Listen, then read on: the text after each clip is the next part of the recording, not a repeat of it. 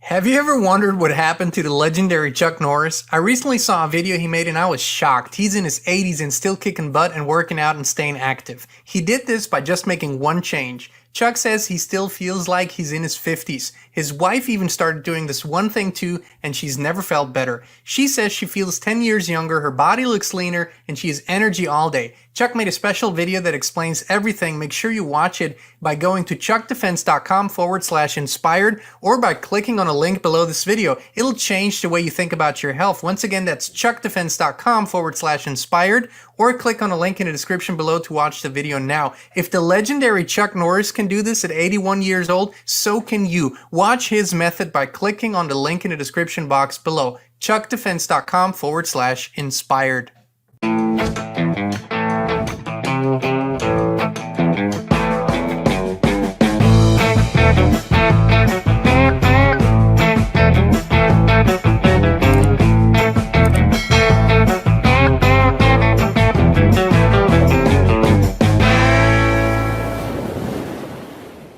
The total solar eclipse.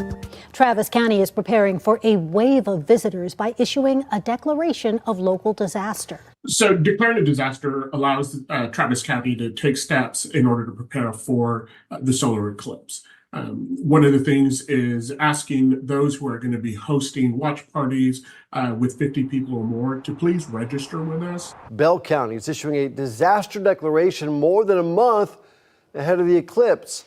Kendall County is the latest to issue a disaster declaration ahead of next month's eclipse. At least 3 other counties in Central Texas and the Hill Country, located in that path of totality, have also issued disaster declarations. Kerr County has also made a disaster declaration specifically requesting additional fuel, drinking water, and medical supplies. A disaster declaration is now in place for one Texas county, all because of next month's solar eclipse. Ohio Governor Mike DeWine signing an executive order to assure state agencies will be prepared. Hey, Inspired Tribe, my fellow freedom lovers, it's John Nolan here. Thank you so much for tuning in to another Inspired live stream. It is Friday, March 15th, 2024. We're healthy, we're wealthy, we're whole, we're free. And today we're talking about, this solar eclipse event. It's kind of really weird, the stuff that I'm reading about it, that we're hearing about it, how they're reacting, what they're putting out there.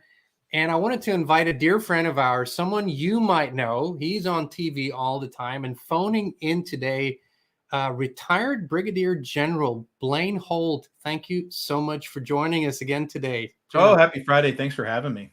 Always an honor to have you, General. People know you. You're on Newsmax all the time. You have your column there too, The Irascible Disruptor, and you are on the pulse of so many things. Now, as a retired general in the Air Force, preparation is kind of a big part of what you guys do to really have mission success. That's the key point. What do you make of this whole thing here? What are we looking at? And is it just strange to me, or is it strange to you as well? No, it's very strange to me. It just gets weirder and weirder by the day. And the thing that I worry about is that the public is actually getting very used to outrageous things in the paper, so outrageous that the public just becomes numb to them. Let's go back a couple of days, and the headline was, "The Haiti government is toppled by a gang leader who engages in killing people and cannibalism thereafter." And we're just at the end of that in the news cycle.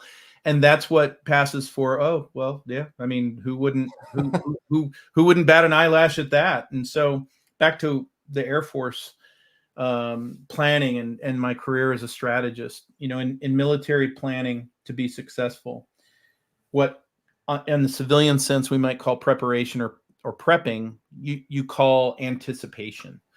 And with any mission that you have an environment that you're operating inside that mission. And there's 2 conditions that you have to plan for that you don't know what those things are, but you need to forecast what those things could be.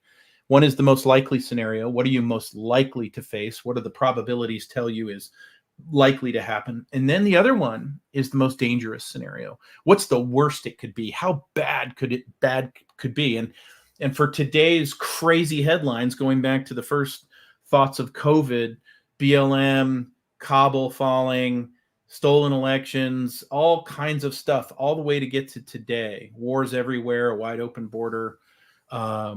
We worry that the most likely thing we're going to see is a black swan event, and that could be financial, could be illegal aliens turning on us because their UN money dried up. It could be cyber attacks. It could be EMP, electromagnetic pulse. Could be any of those things. But it's likely, we think, that in the next several months or even in weeks, you could see one of these black swans become an event for you. But the most dangerous thing would be all those things I mentioned, a flock of black swans, all at the same time, that we as a public have to deal with. And, our nonprofit group that my co-founder, Darren Gobb, Lieutenant Colonel retired, and I made, Restore Liberty. We have a program that we have nationwide called County Guardian.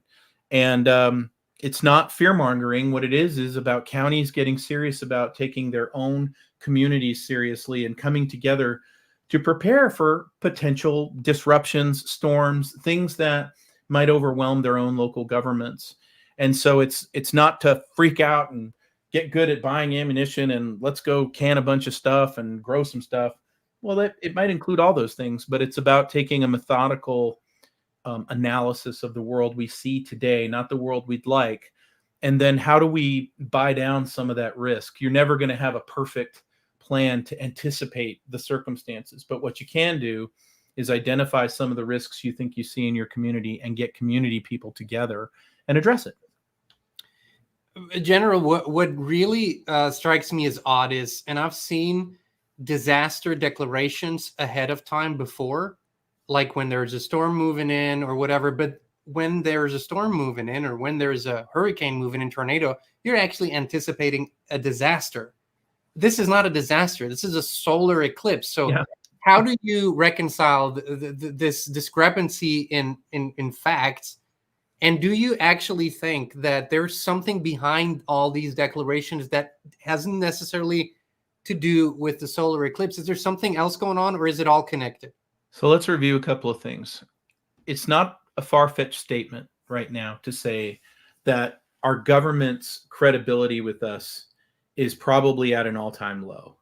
We hear all kinds of stuff in the media. We hear these hapless justifications about why Ukraine is number one, why there's nothing that can be done about the southern border until we spend billions more, why it's so necessary for us to run up the federal credit card, why the climate change crisis should outweigh impinged food supply chains in our own nation. So that the credibility coming out of the nonsense that is Washington, D.C. is just not there. So when you start to see, okay, we have a solar eclipse track. Guess what? We have that every few years. It's not a secret. And I can't remember in at least my time on this earth where in anticipation of a solar eclipse event on our country that we were sounding the alarm, releasing federal funds, getting FEMA ready to go, getting ready for some sort of apocalyptic type event. What I worry about is that there are so many Americans now who, whatever comes out of social media or whatever comes out of the mainstream media, they just buy it lock, stock, and barrel. And really, this is a period of time where you got to question everything you hear. So I always ask when I see this stuff, like what you played at the beginning of this podcast, what is it that they're worried about? What? Okay, I get it. You can hurt your vision if you look directly at a solar eclipse. Beyond that, what is the threat? Exactly, General. Exactly. That used to be the guidance since I've been on Earth. Right. Listen, don't look into the sun directly. Wear those glasses. That was the whole safety guidance. Now you're supposed to, let me read this to you. This is official guidelines that I've read. Stock up trucks, make sure oil and transmission levels are full, and first aid kits packed as part of basic needs travel. What? Yeah. I should check my transmission oil fluids because of a solar eclipse. This is so insane. But at the same time, we had a conversation 10 days ago. Let's unpack that a little bit, though. And let's okay. I'll let you. Yeah, please let's jump on. unpack exactly what you just said just a little bit here. So, if your government is telling you specific advice, like make sure all the fluids in your cars are up, make sure the gas is up, tanked up. Well, let's go to the why would they ask you to do that? Well, what that means is they don't want you stranded someplace. They want that vehicle to be operational. Well, wait a minute. Why would they be asking that? Well, that means the last thing they want is a whole bunch of people stranded on a highway. Well, okay, why would that bother them, and why are they worried about that happening? So here's what I have. In other trusted people that I talk to around the world, I've got quite the Rolodex of folks that I definitely trust. I'm getting from a couple of places that there is a potential over the next few weeks, and I can't co-locate it with April 8th, but there is a possibility that somewhere in our nation, there's going to be an EMP or electromagnetic pulse event. Now, you could conveniently, if that were to happen along that path of the solar eclipse, well, then you might have a government that explains that away as saying, oh, this solar eclipse was like no other. We've had a solar flare storm because we've been marinated in that news story over the past 4 years that, solar flares are just around the corner and these are bad and it could wipe out your electronics. Well, in reality, that is true if it's the right kind and if it's exactly the right type. We haven't seen that since I think the mid 1800s. And then there's this other thing. Their physicists are warning us all about the Schumann resonance, and here comes these frequencies, and you're just a heartbeat away from losing everything. So now you've got a government warning you about a solar eclipse, which is something which is usually a nothing burger. And we're hearing chirps and peeps that there might be some chatter that something EMP-ish is upon us. So what I would say is the government warning you about these things and telling you to take these actions, do it. Do it, because they know something you don't know about all this. And it could just be your local government is merrily passing on federal guidance from the swamp and being nice little robots and saying, we're supposed to warn people about their cars. Let's warn them. But what I would say is the government, probably it's in their best interest and first responders' best interest that if we have an event of some kind coming up, they want to eliminate as many people from the scene of the bad thing as possible because it's just more to manage for them. So if somebody says this is what you should do, listen, I would take it one step further. I would plan during the 8th through the 10th when they're making all these warnings about the eclipse.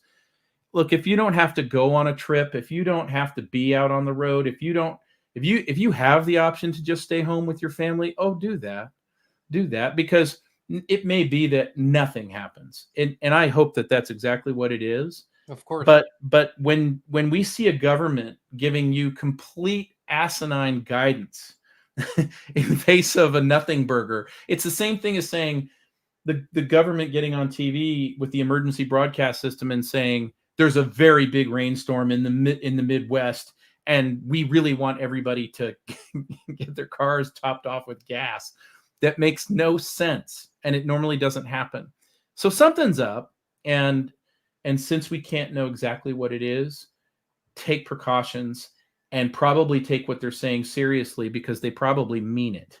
And without perfect knowledge or the insider intel, I would say, you know what? I'm just going to lie low, and maybe nothing will happen. But I would be, none of this makes sense at all to me. And we have other things going on in this nation that seem to be a higher threat than this. Let me ask you this, General. In your active time in the Air Force, if you had this kind of media and local and state government messaging, and you were on base somewhere, what would you do in that time? What would you have done? Given that media hype and that local government preparedness hype, what would have been your action steps? Sure. Who would you have called, and how would you have reacted? Yeah. So, I mean, for me, if I was, let's say I was a commander up here in my neck of the woods at Fairchild Air Force Base up in the Northwest, the first thing I would be doing if I saw that type of reporting is I would go up my intelligence channels, and I would go up my chain of command, and I'd go, what is this nonsense? And where is this coming from? And what does this mean? because I have to protect this installation, its mission, and its people and its families. And if there's going to be some sort of event that causes civil unrest downtown, that could compromise my mission. So in anticipation of those things, hearing this guidance, I'd want to go qualify that information. And then if I didn't get satisfactory answers, or if somebody just patted me on the head and say, be a good colonel and run along, then I'd probably make decisions that were out of an abundance of caution or lack of knowledge. I would probably then say, all right, we're going to button down the base for a couple of days. We're going to restrict movements. We're going to cancel leaves. We're going to do those types of things wherever we have the authorities to do that. Because I don't have the information that I need to protect everybody, and they won't give it to me. But if I did have the information, then obviously I'd take the appropriate action. But I certainly would hope that all of these commanders that are at these military installations in these zones would be going up their chains of command and going, all right, what's this? What do I need to be doing about it? And have you, as far as you can tell, have you heard any chatter that, from your peers that are still active, that this is highly extraordinary? No, I haven't, but I'll tell you, I'm trying to get that if I can. I've talked to other folks who have been either previous on active duty or previous federal agents, and they're trying just as hard as I am to get a more complete picture about what the next few weeks looks like. Because you hear the words, hey, potential for an EMP thing. Whoa, okay, I'm all ears. Tell me about that. Because that can be as little as somebody with a home-built device that went and screwed up the gas station down the street, to there was an airburst above the center of your nation, and now you're suddenly at a technology level of 1872.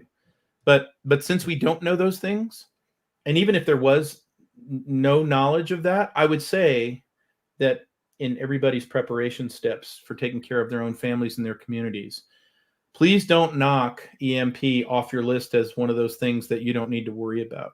You should absolutely, where possible, get protection, do your research, get, whatever cost-effective devices you can. Heck, I even have a Faraday can I made home-built from YouTube videos here. And maybe it doesn't even work for me, John, but at least I tried. At least I took a stab at it. But I think, there's so many things that could happen, but I don't want anybody to think that they should not have an EMP part of their set of conditions that they manage. They certainly you should consider it, I think. These are definitely strange times when we talk about these things as casually as we do now, and as right. Regularly as we do, but that's the times we're in. Cannibalism. For everybody who's tuning in and watching, we're talking about the extraordinary messaging around the solar eclipse that will happen on April 8th here in the United States, a total eclipse in many places.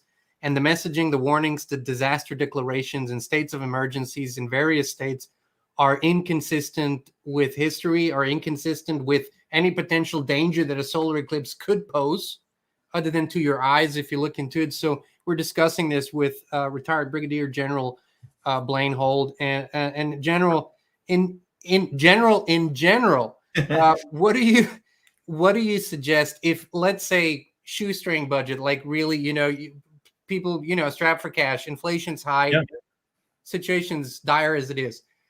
What is the minimum that people should do to kind of feel, okay, I can weather the storm, whatever happens? Sure. Start at home.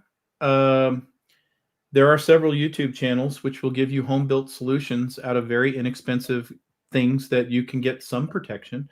So, case in point, a big metal trash can. Get one at Home Depot. They're about $40. You can get a cardboard box for insulation in that trash can. You can get aluminum tape, and then you make a tinfoil gasket for sealing. And how do you know it works or it doesn't work? Go ahead and stick your cell phone in there and see if you can get a message to it or an SMS while you think you've got it sealed.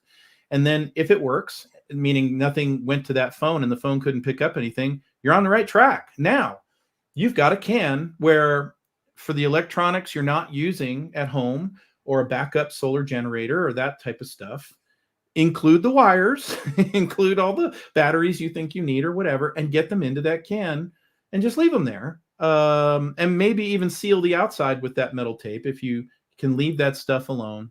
Maybe put a burner phone in there or something like that, and then start there. That's a very inexpensive way to get yourself some treatment. There are great YouTube videos out there for other solutions on your vehicles and that type of thing.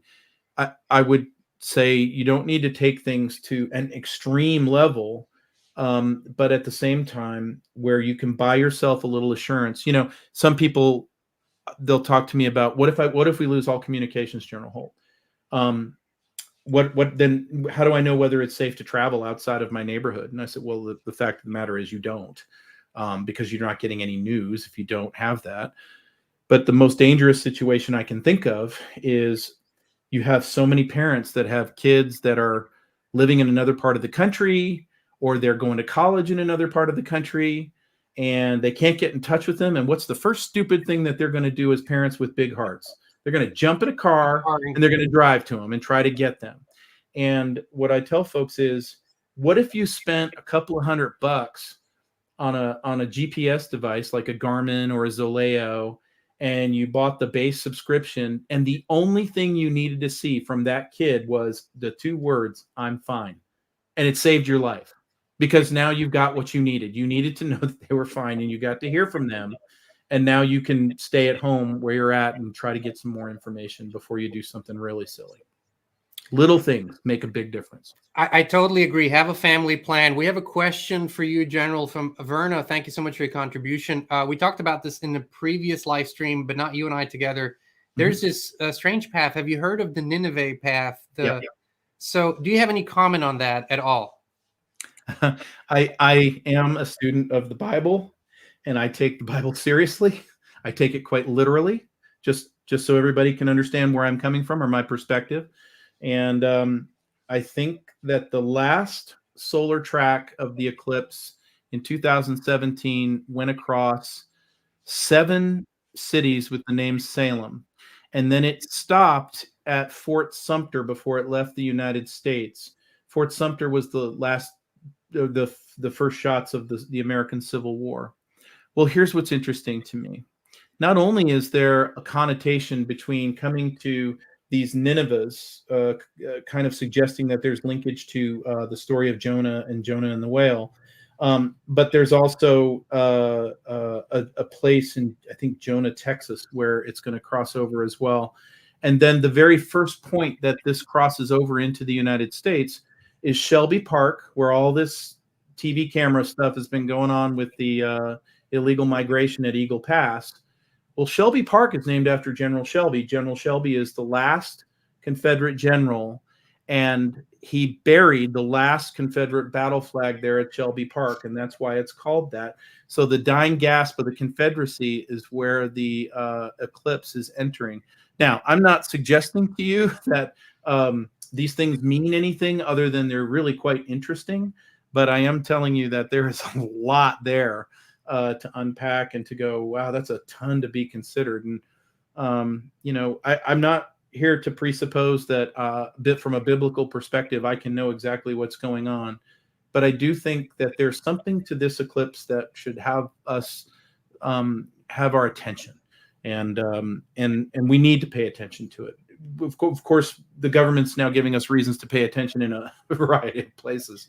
But this thing about April 8th through 10th, you know, do remember what a letdown for most people was. They had been all geared up to handle Y2K, and then it all went away and nothing happened. Well, maybe this goes away and nothing happens, but maybe we don't know the real reason behind it is the only reason it went away and nothing happened. I don't know, but I know that if this is what it takes to get people interested in taking a few precautions for the uncertain times that are ahead, well, then go ahead and do it. And after April 10th, if nothing happens, don't go back to normal. Keep taking care of your family and your communities, because in this election year, we have a lot to go.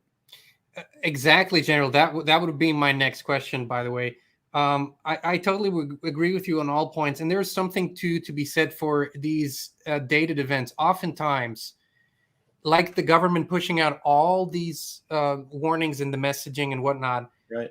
It on the surface, it appears to be connected to that particular date or that event, but it just might be, like you say, this is giving us enough fuel for attention, but there might be something else that we actually need you to prepare for. Right. We just can't say it, right? So there's so many ways for this messaging, but you hinted at it's an election year. You are a strategist, and I know you're often, you're often brought on board as a consultant to consult on projects, and so strategy is a big part of what you do. If I would hire you as a consultant right now and say, listen, General, I have a family, I have a business and multiple businesses in different areas. What am I looking at for the rest of 2024, given the current climate? What do we need to prepare for, and what do you anticipate will happen until the end of the year? Yeah, so starting at the business level, I would say that to the extent that you can buy some insurance for your business, and what I mean by that is, businesses hold free cash flow in banks.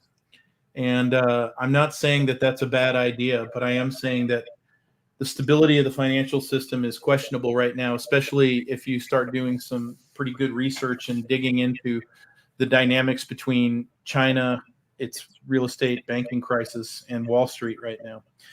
But if we do have a big banking problem, and if the dollar were to come under a real crisis, you would probably wish that you had put a portion of that free cash flow into hard assets or instruments. I mean, depending upon your CFO, that could be something like T-bills or treasuries, or it could be hard assets like metals, or something that's more likely to be a good store of value in a very, very difficult and uncertain time.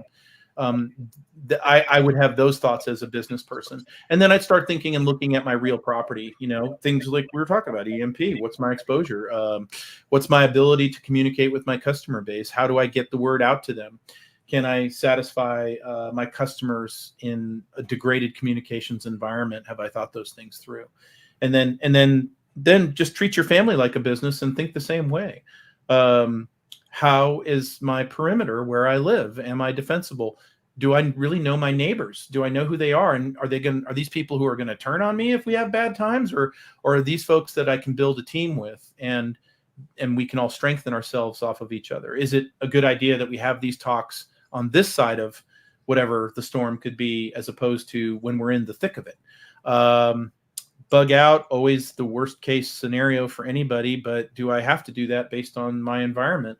Or am I definitely a bug in person, but I've got some caveats? And then what do I think the time frame is? How much do I need to plan for? Is this, I think it's so funny that FEMA has these public service announcements, and they keep running them that says, FEMA says you should have 3 days of food on hand. It's like 3 days. Oh, that's great. 3 days will get you to the next news broadcast, if there's even going to be one. What I would say is start thinking in chunks of 45 days to 6 months and make those your goals. And then don't freak out if you don't meet a goal. I'm not here to turn everybody into a ham radio operator, a mesh network guru, and all these other things. But this topic is something that can't be fringe any longer. It has to be mainstream, and it has to be okay to go, hey, look, I'm not a prepper, but I am a person who's concerned about my own resilience and my community's resilience.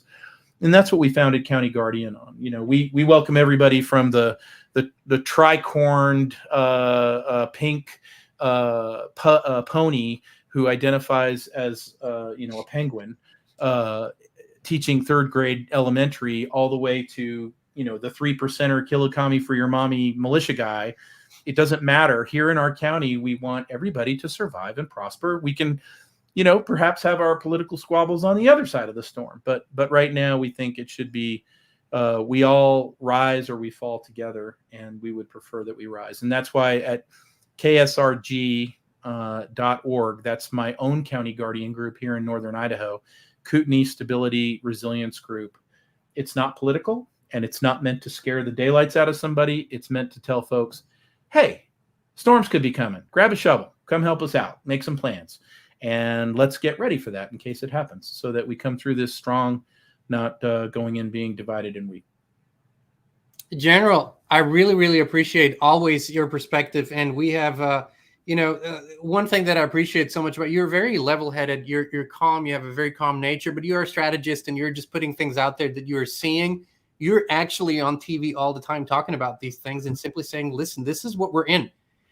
We can't put our head in the sand and pretend that we're not in it, but we can do these things to get through it." And on the other side, there's a lot of beautiful potential, like we keep saying, but it's up to us to take responsibility for our own lives and not rely on any structure that we have no control over.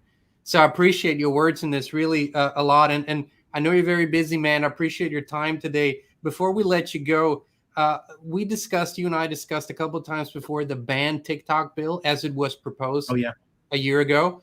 Now, it is a new version of it was introduced in the House and has passed with a big majority. What do you think of this current version? It's still very controversial. And are you in agreement? Are you in support? What do you think? Yeah, I think the train left the station really late. They're coming up with a solution that might have looked interesting a few years ago, maybe 5-6 years ago. But there are much wider threats in the social media environment than just simply TikTok. So I get very nervous when we're going to select one platform and we're going to say, this is where we're going to make it okay to destroy free speech and eliminate your rights. What needed to be worked on is we either needed to get appropriate regulation out to all the social media companies and regulate what that data looked like. And of course, it's fine to tell China, you're not going to own an information influencing platform in our country. And if you did, we would certainly expect to have the same in your country, which you don't allow. But what the politicians are doing right now is they're patting themselves on the back saying, see, we stuck it to China. No, they haven't. China is buying up hundreds of thousands of acres of our farmland. They're destroying our food supply chains. They're killing us by 100,000 a year in a fentanyl cartel war. They're putting PLA members, People's Liberation Army members, on our soil to the tune of 300 to 400,000. They've bought out many facets of our government in the deep state and in the Republican and Democratic sides. And we're going to go attack TikTok? And infiltrated the educational sector. So take a squirt gun to the inferno, and that's what that legislation looked like to me. And in the process, we'll go ahead and nuke one of your rights at the same time, called the First Amendment. I think it's crazy. Well, I have one question. I read the bill because I like to do things, and usually these are 10,000 pages long. This one wasn't. But there was one provision in there that gives the president, you could interpret that, a lot of liberty into what apps could be considered sort of dangerous influence by a foreign adversary. But then how that is defined, I mean, I think almost this could apply to Rumble. I mean, if he wanted it to. Yeah, and Facebook and all the others. And honestly, so how is China really the worst bad guy if you've got a Mark Zuckerberg who spends $400 million to get ballot harvesters paid for in all the jurisdictions? How is that okay? Or how is it okay that if you say, I'm a member of America First, MAGA, MAGA, MAGA, well, now you're an extremist and a misinformationist, and it's okay for them to cancel you on a Facebook platform. But then if it happens on TikTok, oh no, we won't have that. So it's a bad application of the law. I think it's a lot of virtue signaling, and it's a lot of things for the members to take back to their districts to go, look what we're doing about China. And I think that we, the people, when they come back to the districts, to these town halls, you need to verbally tar and feather them, because they're coming back with nonsense. I just did this with our own congressman here in Idaho a little while back, where I was like, you can't possibly be voting for this spending bill in its current format. And of course you get the answers, oh, no, not like this. And they'll change happy to glad, and then they'll vote for it. But it does not mean that we, the people, shouldn't hold them to account and hold their feet to the fire. Get smart on some of this legislation and what it is the media is trying to evangelize you that just happened. And the most nervous I get is anytime you see the uniparty, meaning the Dems and the Republicans, standing up in glee going, look what we did in a bipartisan fashion. Then my hackles go up and I'm like, oh Lord, I have to read this bill because something has gone horribly wrong. That's exactly my reaction. It's like when 194 nations that otherwise fight with each other agree on all the WHO, the new stuff, the pandemic treaty. Same reaction.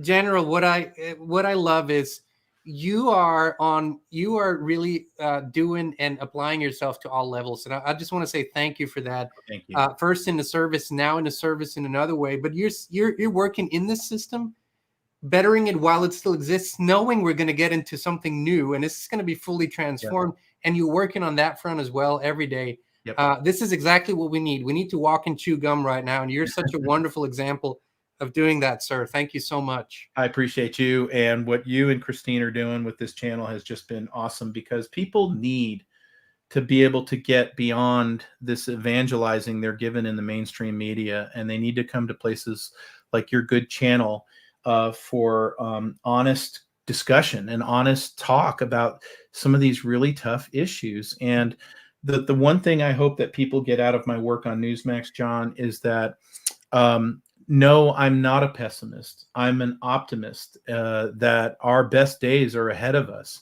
But we're going through a shaking right now, and it could be creator driven. It could be bad guy driven. It doesn't matter. Our attention is being grabbed, and I hope we all respond the right way, and with joy and glee in our hearts, and knowing that, you know, the storm's going to come. We'll make some preparations, and we'll get on the other side, and we'll see better days ahead. Oh, General, thank you so much. Amen to that. Beautiful words. Where can people keep up with your work? Where can they find more from General Blaine Holt? Well, I try to write once a week at the Irascible Disruptor on Newsmax. If you go to the Newsmax page at newsmax.com and you find insiders, you'll go find me there. And you can subscribe, and it'll automatically come to you when I get a piece out. And then I'm always at restore-liberty.org. or ksrg.org, and that's where we're working on resilience. And again, I love the folks who support my work, and certainly I try to answer every single little note that I get, and it fuels me, and I'm inspired by your Inspired channel. Always have been well before I met you. Thank you, sir. Thank you, sir. Right back at you. And Inspired Tribe, we put all the links in the description. Lots to learn from the General. I always love reading his thoughts and expanding my own horizon. General Blaine Holt, thank you again for coming on today. We really, really appreciate it. Thank you, John. And Inspired Tribe, thank you so much for tuning in. You know, we love you. We appreciate you. We'll be back with you again very, very soon.